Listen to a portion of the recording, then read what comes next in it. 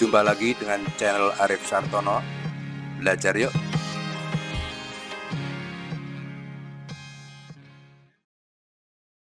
Oke, kita akan belajar induksi magnetik seri 15 dengan topik induksi magnetik di pusat solenoida dengan panjang terbatas dan di solenoida dengan panjang tidak terbatas. Oke, kita bahas dulu yang panjangnya terbatas.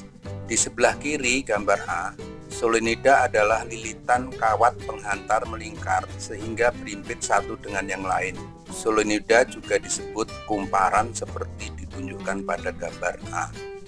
Jadi solenoida itu kawat melingkar tetapi dililitkan berkali-kali berderet gitu ya, seperti kumparan. Kemudian pada gambar B ini adalah solenoida yang dipotong secara simetris ya, di tengah-tengah sehingga kelihatan kawatnya, potongannya gitu, sehingga di dalam bisa terlihat. Nah, di sini ada unsur yang diketahui. Di tengah-tengah solenoida diletakkan titik P, sehingga di titik P ini akan ada medan magnetik apabila kumparannya dialiri arus. Jadi ada sudut alfa 2 dan sudut alfa 1. Nah, sudut alfa 1 ini sama dengan sudut yang di sini ya. Kalau ini diperpanjang berarti juga boleh diletakkan di sini. Ini juga boleh diletakkan yang di sebelah sini. Gitu. Jadi ada alfa 2, ada alfa 1. Nah, besarnya induksi magnetik di titik P di pusat solenoida dengan panjang terbatas ini, besarnya adalah BP sama dengan μ0 kali I kali N, di mana N-nya ini adalah jumlah lilitan.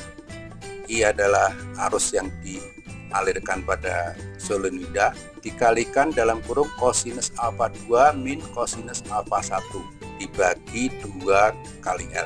Ini keterangannya. Jadi B itu induksi magnetik, I arus, L panjang solenoida, alfa 1 sudut dilihat pada gambar seperti ini, sudut alfa 1 ini alfa 2. Kemudian K itu konstanta permeabilitas udara 10 pangkat min 7 Weber meter min 1 ampere min 1. Oke, kita lanjutkan. Apabila solenoida itu dianggap panjang, maka topiknya menjadi induksi magnetik di pusat solenoida dengan panjang sekali, maksudnya tak terbatas, dialiri arus, maka induksi magnetik di pusat solenoida dianggap panjang dengan posisi di titik P. Maka besarnya alfa 1 itu kalau panjang sekali berarti alfa 1 ini mendekati 180 derajat. Ini menjadi mendekati 180 derajat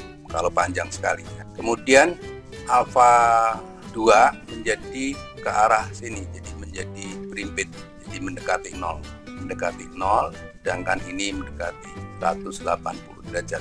Dari rumus yang tadi panjang terbatas μ0 kali I N kosinus alfa 2 min kosinus alfa 1, kita masukkan cos alfa 2 nya adalah 0, cos alfa 1 nya 180 derajat.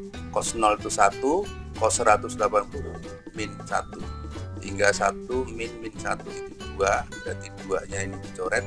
Maka besarnya induksi magnetik di pusat solenoida dengan panjang sekali itu B, P sama dengan μ0 kali I kali N per L. Dan ini ada buku-buku yang menulis BP sama dengan μ0 kali N kali I.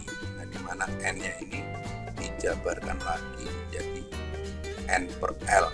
Banyaknya lilitan dibagi panjang solenoida. Boleh juga ya, supaya lebih singkat menghafalkannya itu, tapi ada beban untuk menghafal ini. Jangan lupa bahwa N kecil itu adalah N besar dibagi L. Demikian, saya kira jelas ini keterangannya sudah dibaca. Hanya L jadi B induksi magnetik di titik P, I adalah kuat arus listrik yang dialirkan pada kumparan atau solenoida, L panjang solenoida, dan N itu jumlah lilitan solenoida. Dan μ0 itu 4pi kali 10 pangkat min 7 Weber meter min 1 ampere min 1. Oke, nanti kita perjelas dengan contoh soal. Oke, ini contoh soalnya.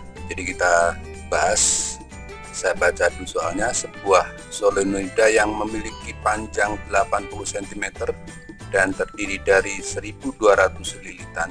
Solenoida ini dialiri arus listrik 10 ampere jika μ0 sama dengan 4pi kali 10 pangkat min 7 Weber meter pangkat min 1 ampere pangkat min 1. Hitunglah induksi magnetik di pusat solenoida.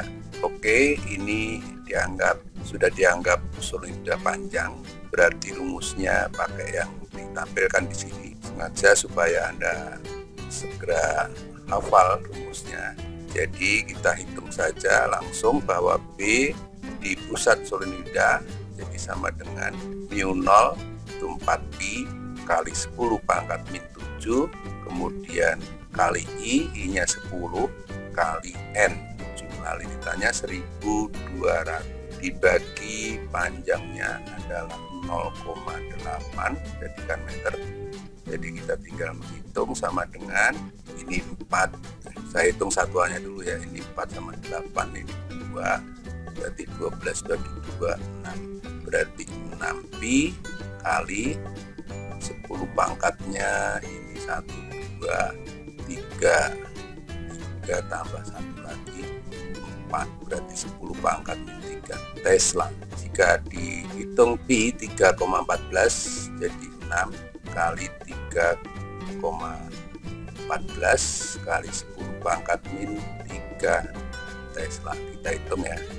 Jadi 3,14 dikali 6 4 2 8 18,84 berarti 1,884 kali 10 pangkat min 2 Tesla. Oke, mudah jika hafal rumusnya, kemudian juga memahami apakah di mana titik yang dimaksud, di tengah atau di ujung. Nanti kita akan bahas untuk induksi magnetik di ujung. Baik, sampai di sini semoga bermanfaat.